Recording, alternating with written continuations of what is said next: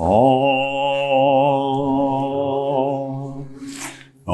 Sahanā-Vavatu Bhunaktu Vīryam Karavā-vahai Tejas Vinā Vadhīta Mastu Vidvishā-Vahai. Om Shānti Shānti Shāntihi. Okay. So we'll continue thought power. We're still in the chapter on physics and philosophy, and we'll move through that today. So far, it's been a good discussion of what thought power is, yes? And continue. We were talking about the form, the name, and the color. And he has a little bit more on that. We were discussing aura yesterday. And aura is the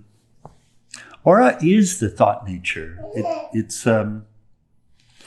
The thoughts themselves have weight. The thoughts themselves have color. It takes being tuned to see it, but seeing it or not seeing it doesn't affect whether they are or not a certain way. And he's talked about thoughts are living objects, that they're alive, and that they're really progenitor of this physical life. As are the thoughts, so is the life. So he says, suppose your mind is rendered perfectly calm, entirely without thoughts. It's a beautiful consideration, by the way. Every thought has a certain name and a certain form. Thus you find that every idea that man has or can have must be connected with a certain word as its counterpart. Form is the grosser and name the finer state of a single manifesting power called thought. A spiritual thought has a yellow color, a thought charged with anger and hatred. What color? Red, dark red, he says. A selfish thought, brown color, and so on. We literally find ourselves bombarded with thoughts, and it happens in a way that because of being bombarded by them, that you're not catching it, you're not seeing it. But if you turn around and look at that round object above the camera, if you just do that for a moment, see if some thought arises immediately upon seeing it. Who's watching us? Yeah, I said above the camera, but anyway. Yeah. So, yeah, right?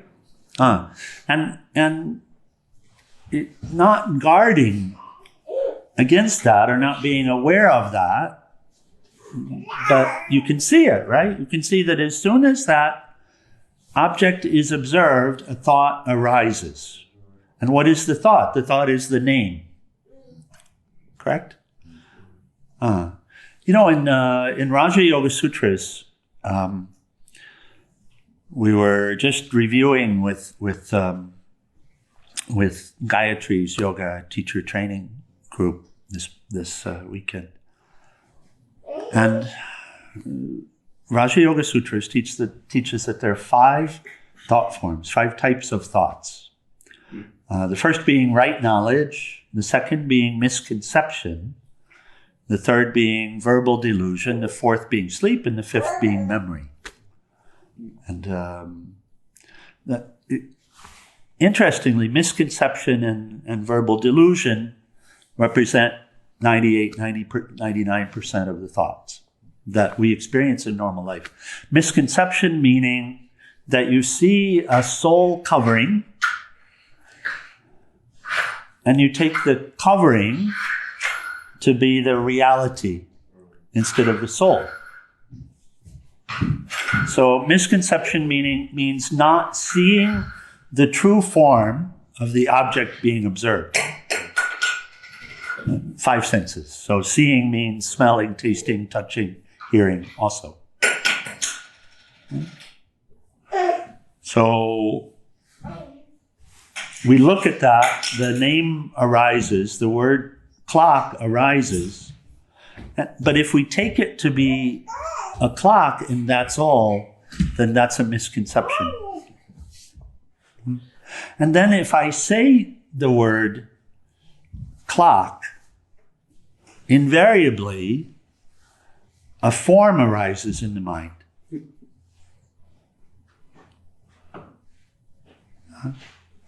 And so that's verbal delusion, which Tao is learning all about right now, unsuspectingly so. Okay. So what he's describing is that the thought, those two, the name and the form, are actually together. That those two constitute a thought. Does that make sense? That the two constitute a thought. Where there's one, there's the other. The form is the grosser, and the name is the finer state of a single manifesting power. There's a lot going on in this sentence, of a single manifesting power. Right. Manifesting power. We understand what manifesting means. Well, it's easier in other higher dimensions, but this one really slow. Manifest. Yeah, you could talk about whatever, but as a practical reality, this is where we are. So you've got to work with it. Yeah. Ideally, not continue to lose yourself in it. That's the key. That's the key. You know, and then whatever is the predilection in the nature of the mind, it will see what it imagines, and then imagine a relationship with it. I've done that, yeah. You got that? Uh-huh. And suck you into that imagined relationship with that imagined object. But it's all in the mind. It's all related to the thought. And those thoughts are particularly noxious, particularly horrible, particularly abusive. Those kinds of thoughts are particularly abusive. Does that make sense? They abuse you, and they abuse the person or the object that you're directing them towards. Does that make sense? So when you begin to recognize that and start to understand about thought power and recognize that it's manifesting, then you realize I have to change my thoughts. I have to change my thoughts. Does that make sense? That's what you have to do, is you have to change your thoughts. And the more you realize the importance of that, the better off you are. Right? It's not about someone else. It's about my thoughts and my way of relating, what I'm entertaining, what I'm harboring, what I'm holding to be dear in the thought environment. Don't be down on yourself, but recognize it. See what it is. And then firm resolve. Okay.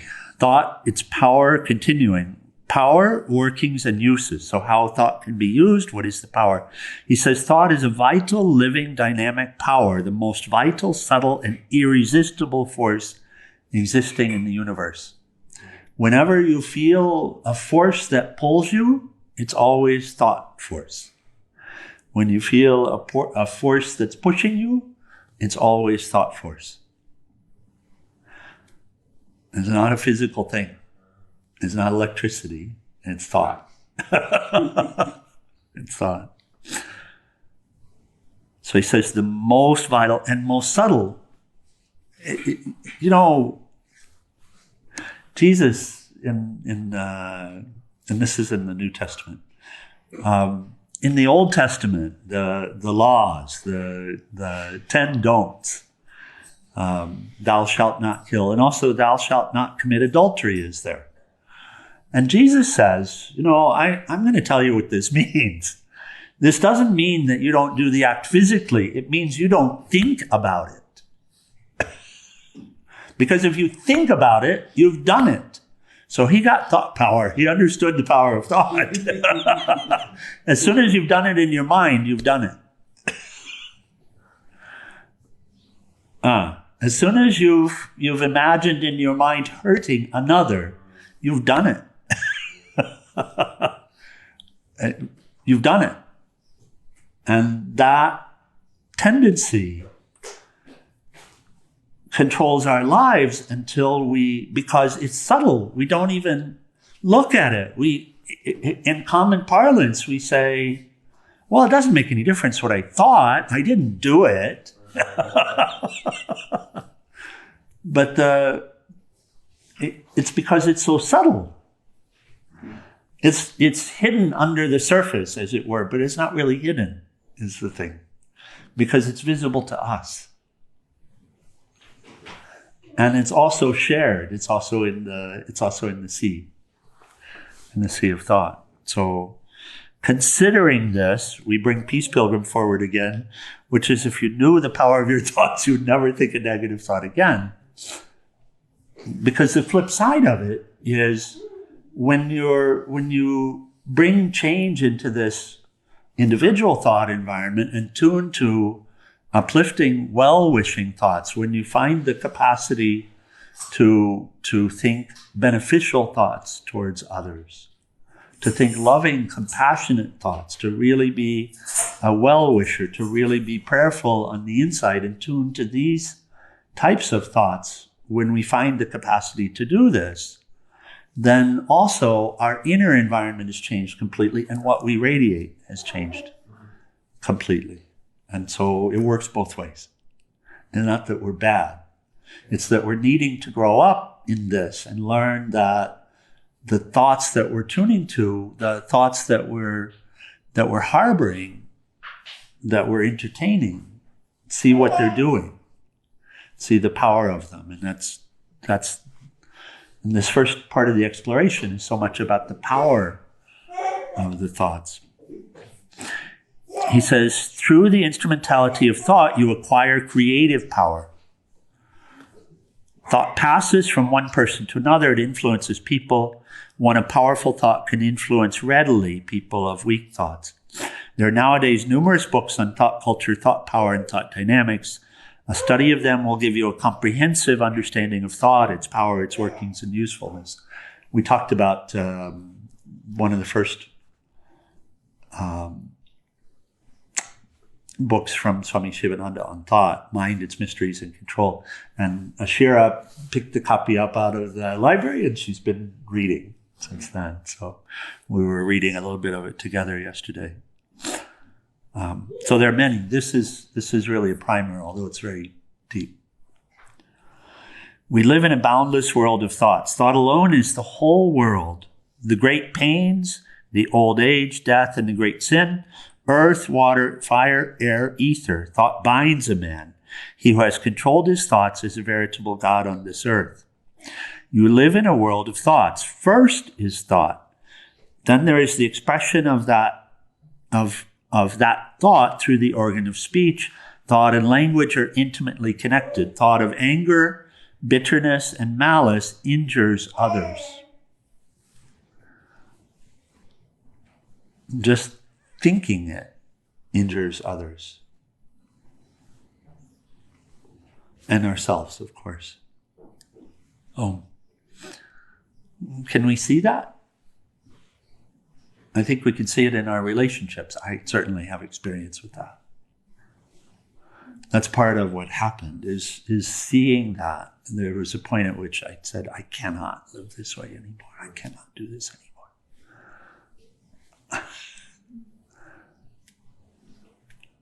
So this was the turn. I'd wanted to kill myself because I couldn't live that way any longer. And then somehow the light came. And we saw what that meant, to kill oneself, really. It means to uplift oneself. Yeah. And be finished with the old ways and find new ways. And that's what it means.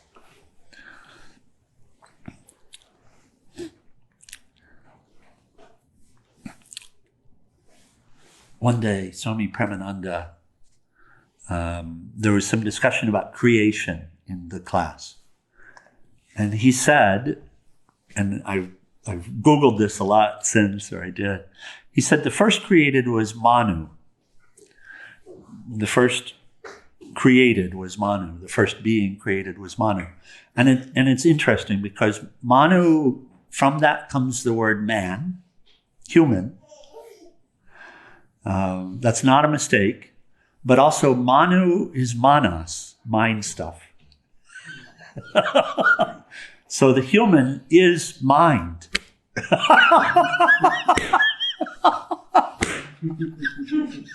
It's not a mistake.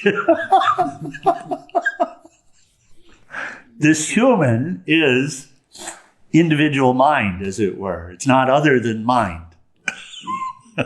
Individualized. Now, Manu, he went on to discuss it a little bit. Manu is the lawgiver. The lawgiver. So, Swami, having a scientific mind and working in the tech industry for many years, the way I related to that is, okay, he's the one that wrote the data sheets. The specs for all of this, the specifications. Someone in software, hardware, technology in some way would identify, would relate to this.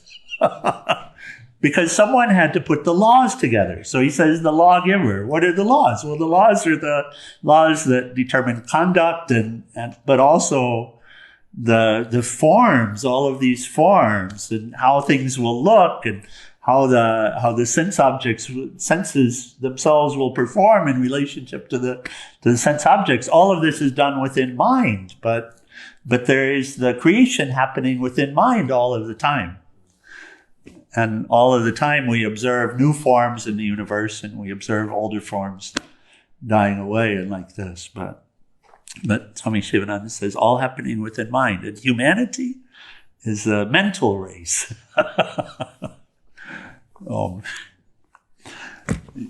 We get a kick out of this. A couple of years ago in satsang, I don't think it was in satsang. We were having a conversation. I say a couple of years, year and a half, whatever. Somehow the topic came up between us about computer simulation. And yes? Yeah. And so Swami went off and Googled and found an article which had just come out about that time, that was it was in one of the science publications. I don't recall which one, Modern Science, something like that. But it was a discussion between scientists about what the probability is that this entire Earth existence, this entire existence that we have in the physical plane, what was the probability that it's a computer simulation? Because in truth, you wouldn't know the difference. You wouldn't know the difference. And as the technology develops in this time, and now, of course, it's possible to put on a suit of some sort with the glasses and have a virtual experience, which the mind cannot tell the difference between the virtual experience and what we say is the real experience. This brings us back to Lao Tzu's, I am an emperor who dreamed that I was a butterfly, but now upon awakening, I wonder, am I really an emperor now who dreamed that I was a butterfly, or am I a butterfly now dreaming that I am an emperor? So this is, we could continue in the discussion. By the way, they said 50-50. The scientists said 50-50. Some of them said, absolutely, there's no way it can't be. Some said, well, it can't be a computer projection, really, because I don't want to go there. A computer simulation. The percentage increased a lot.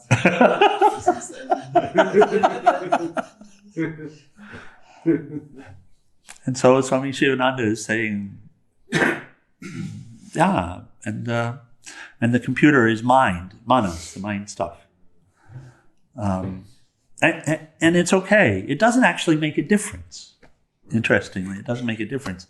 What does make a difference is the thoughts that you entertain, and having an understanding of this thought power and how it works, and how it can bring peace by utilizing it in a particular way, and allow you to experience the deep states of joy and fullness and completion, and to know that you are not these thoughts, and to experience the transcendent reality, thought power, when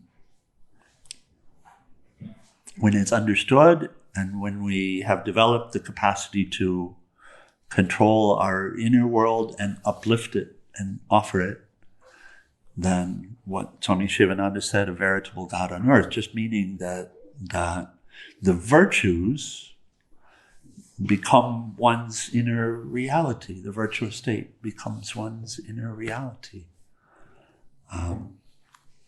And so the potential is both. And then, of course, we look at the other side with the humans and the dastardly things that we can do, but they're all starting in thought. I mean, we can do so much harm and so much damage and cause so much abuse and so much injury, and right? Look at what's happening in Eastern Europe right now. So much. But the potential is both ways, and the single key denominator is the nature of the thought. So this is being shared. He says, thoughts are giant powers. They are more powerful than electricity. They control your life, mold your character, and shape your destiny. Mark how one thought expands into many thoughts within a short time. Suppose you get an idea to set up a tea party for your friends. The one thought of tea invites instantaneously the thoughts of sugar, milk, teacups, tables, chairs, tablecloth, napkins, spoons, cakes, biscuits, etc. So this world is the expansion of thoughts. This all of the new, it's the expansion of thoughts, and thoughts are, and reflecting on this at one point, and coming back to what science observes, which is that this universe, the speed of expansion continues to pick up. This was observed, and it doesn't make any sense until we look at the way the thoughts expand. That we start with one, and it and so if you apply that rule back to the universe, you say, of course it's speeding up. Of course the rate of expansion is growing.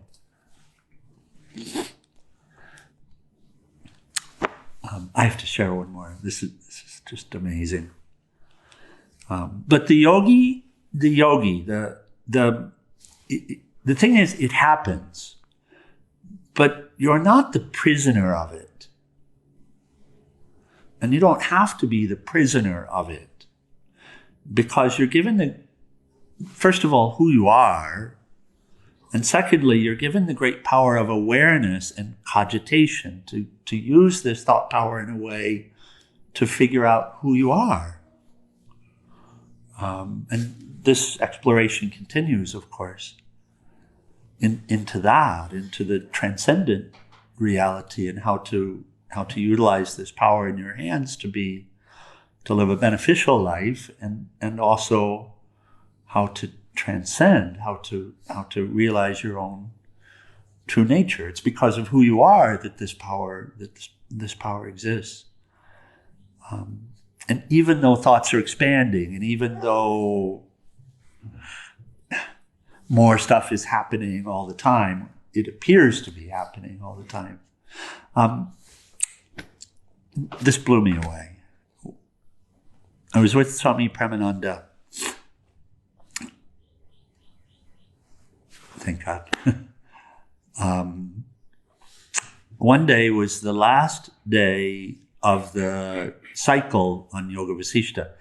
And the Yoga Vasishta teaching, and he's still teaching from it 40-some years later.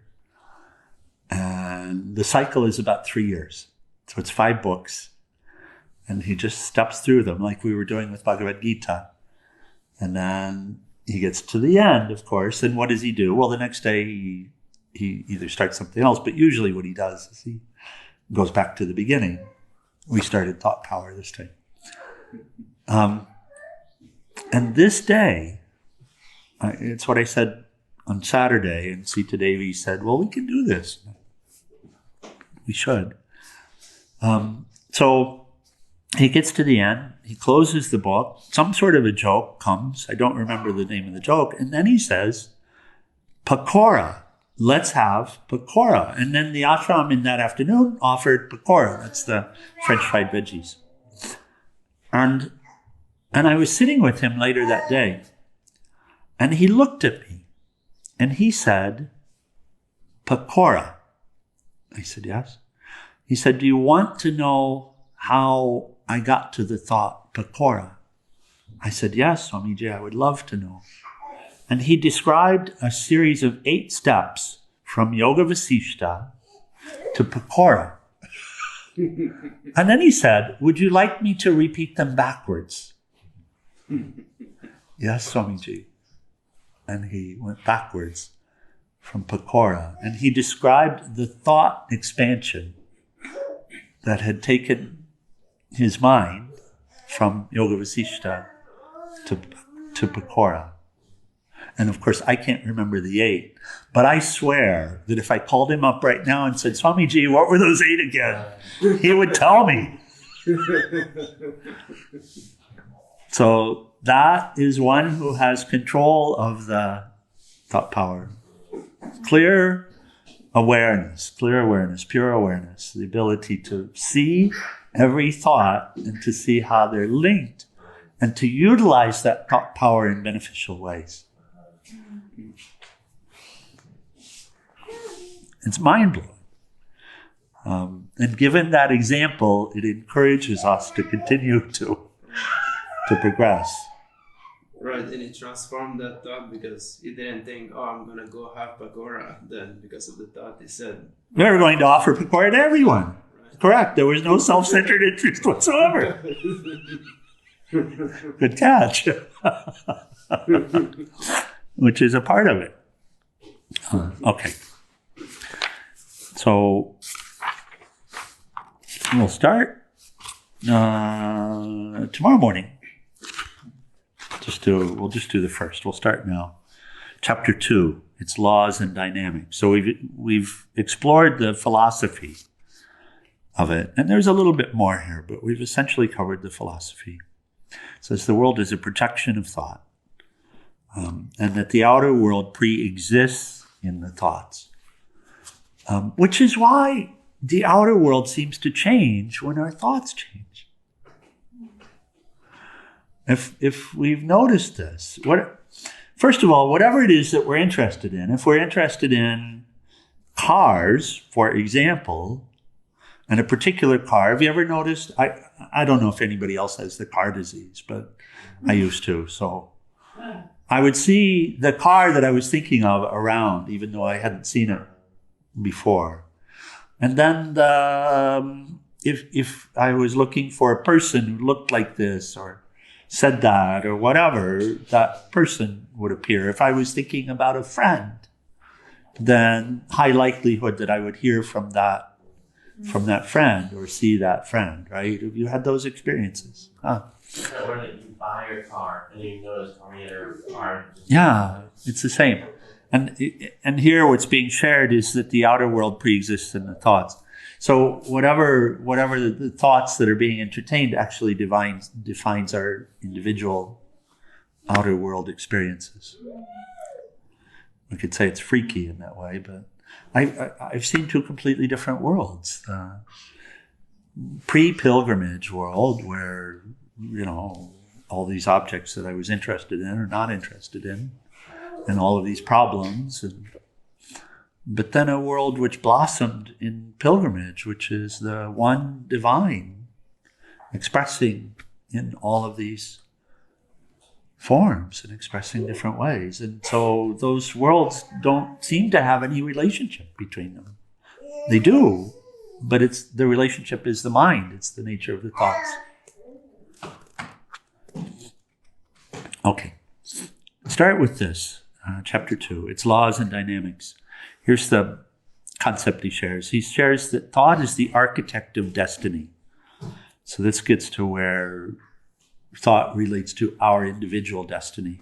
It says, if the mind dwells continually upon one train of thought, a groove is formed into which the thought force runs automatically.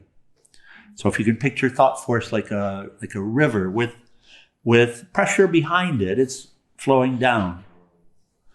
So if you cut a groove, it's going to go there. So it runs automatically. And such a habit of thought survives death. And since it belongs with the ego, it's carried over to the subsequent earth life as a thought tendency and capacity. Every thought, it must be remembered, has got its own mental image. So every thought, every name has a mental image. The essence of the various mental images formed in one particular physical life is being worked out in the mental plane. It constitutes the basis for the next physical life. Just as a new physical body is formed in every birth, so also a new mind and a new buddhi, intellect, are formed in every birth. Not easy is no surprise, you've seen a dream buddhi and a waking state buddhi. Huh. But I was thinking the mind would carry on the storyline. Well, he's sharing, it doesn't carry on the storyline, but he's sharing that it does carry on the tendencies. Oh, the tendencies. Yeah. So,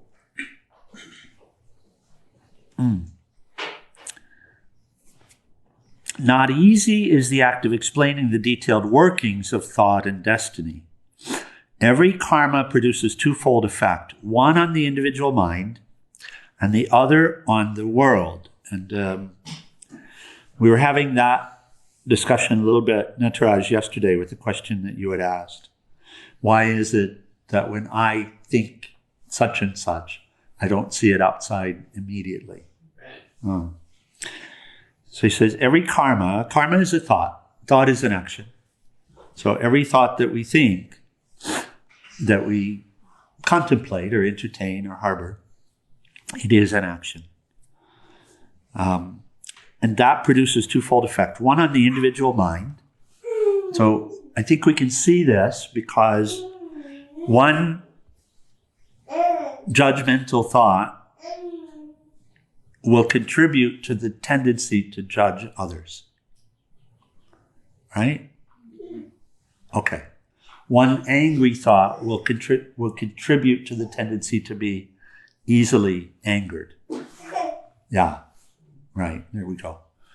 So that's the effect on the individual mind. And then it also has an effect on the world. Man makes the circumstances of his future life by the effect of his actions upon others. So since the world is collective mind, then one individual angry thought increases the preponderance in my own individual mind towards more angry thoughts, but it also contributes to the mental environment of the world. Right? And so this great fear that we experience, this great anxiety in this time, is the cumulative effect of individual entertaining of single thoughts. But doing it repetitively makes, the effect is, individuals more afraid, but also the collective environment becomes more and more fear-based. Do plants and animals contribute? Animals Like participate. That's not Animals participate in it. Uh-huh. And the trees participate in it, and the earth participates in it, and the ants participate in it, and the grass participates in it. But the human being is the one who's really generating it, as it were. Because of the unique buddhi, the unique intellect, the unique capacity to reflect and rationate in a much deeper way than the animals are able to do, than the animal mind is able to do. And that relates to freedom as well. That's how it is that the human has the capacity to ask the question, who am I, and work it out and be free. But by the same token, then, is really the driver of the world karmas. So when we eat beef that's from like a cattle lot, like a feed lot, it's because like humans kind of thought of making that because it's really stressed. Well, out, right? it doesn't. You don't. Like messes up the body more. Like, But you don't have to. Right. Of course. You don't have to. No, there's really no difference between stewing in the individual thoughts of anger, etc., or eating a cow that you yourself have roasted in those same thoughts. Right. You put them there. And if you eat them, what's the difference? So in a way, you could say it, if you wanted to look at others as troublemakers because they're eating meat. But who put it there? So, yeah, because of the way we're treating them, that it's there. Mentally and physically both. So, again, just discernment. Right. Yeah.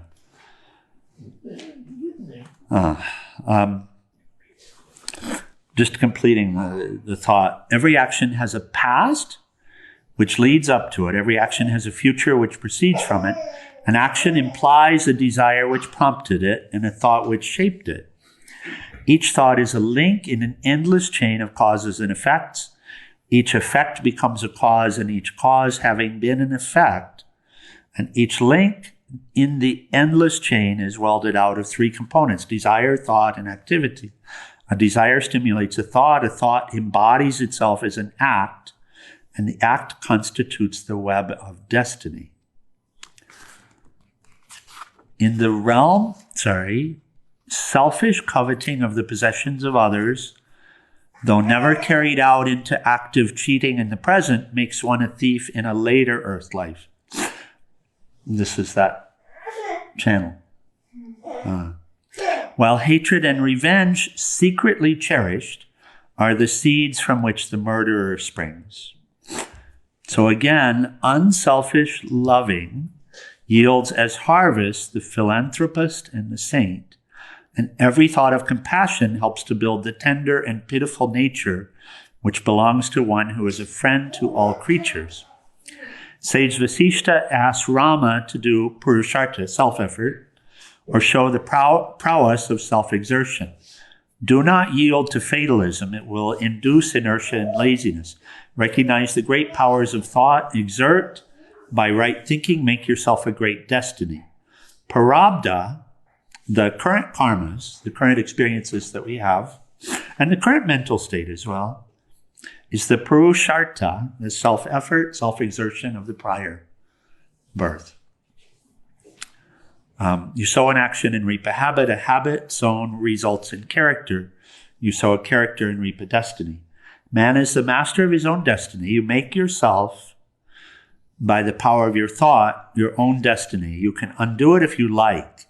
All faculties, energies, and powers are latent in you. Unfold them and become free and great. So, Nataraj, I mean, it's here. This great fear, this great anger, this great objectification, which is so intense in this time. It's here, objectification. Seeing souls in the soul container and imagining the container to be the reality, and then imagining some relationship, sexual or otherwise, with that container, as being fulfilling in some way, and then acting it out in the mind, and then acting it out in the physical. This is what it's like here right now. But having said that, recognizing it, and then just beginning to work on changing the thought culture that we are entertaining, that we are harboring, just beginning to do it. Peace Pilgrim would say, just one step of peace at a time is enough. One at a time is enough. And it doesn't make a difference if it's a little one or a big one. So just recognizing this, and recognizing that, okay, I'm also caught up in this. I'm also caught up in this. I'm also contributing to this, and I want to change this. Then we use the same thought power to begin the change, to begin the transformation. And one step is, that's the way it is. You root out one tendency, one thought. You just start the process of doing it. Now, try, you just start the process of doing it. You know, whatever tool you can get, whether it's mantra or timeouts, meditation. The greatest one, the greatest tool really is the resolve. One's resolve, when we recognize it, to say, I will, through the grace of God, change this. Please, Lord, help. Yes? And then you keep up that, and you're on the way. And sometimes it goes much faster than we could imagine. Even. Okay. Questions or comments? We should close for the morning.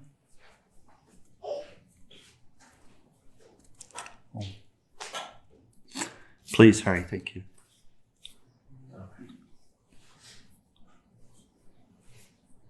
Okay, so we have a comment. Yeah, Stuart. It's, I think it's a quote from Yoga Sutra saying, "The true you is always the same, but you appear to be distorted or mixed up with the mind." Discussion on Yoga Sutra. Okay, thank you.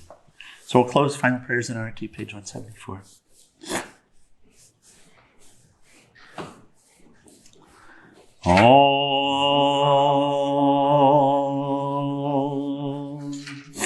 Om Trayambakam Yajamahe Sugandhim Pushtivardhanam Orvairukhameva Bandhanan Mritor Mokshiyamam Mritat Om Trayambakam Yajamahe Sugandhim Pushtivardhanam Orvairukhameva Bandhanan Mritor Mokshiyamam Mritat Om Trayambakam Yajamahe Sugandhim Pushtivardhanam Orvairukhameva Bandhanan Mritor Mokshiyamam Mritat Om Sarvesham Swastir Bhavatu Sarvesham Shantir Bhavatu Sarvesham Purnam Bhavatu Sarvesham Mangalam Bhavatu Sarve Bhavatu Sukhinaha Sarve Santu Niramaya Sarve Bhadrani Pashyantu Makashi Dukhabhat Bhave Asato Ma Satkamaya Tamaso Ma Jyotir Gamaya Mrityor Mahamritam Gamaya Om Purnamada Purnamidam Purnamudashyate Purnasya Purnamadaya Purnameva Vasishyate Om Shānti Shānti Shāntihi. O adorable Lord of mercy and love, salutations and prostrations unto thee. Thou art omnipresent, omnipotent, and omniscient. Thou art Satchidananda. Thou art existence, knowledge, and bliss absolute. Thou art the indweller of all beings. Grant us an understanding heart, equal vision, balanced mind, faith, devotion, and wisdom. Grant us inner spiritual strength to resist temptation and to control the mind. Free us from egoism, lust, anger, greed, hatred, and jealousy. Fill our hearts with divine virtues. Let us behold Thee in all these names and forms. Let us serve Thee in all these names and forms. Let us ever remember Thee. Let us ever sing Thy glories. Let Thy name be ever on our lips. Let us abide in Thee forever and ever. On Lord Sri Sivananda Saraswati ki, and for all of the saints and sages of all the traditions. Okay, that's right.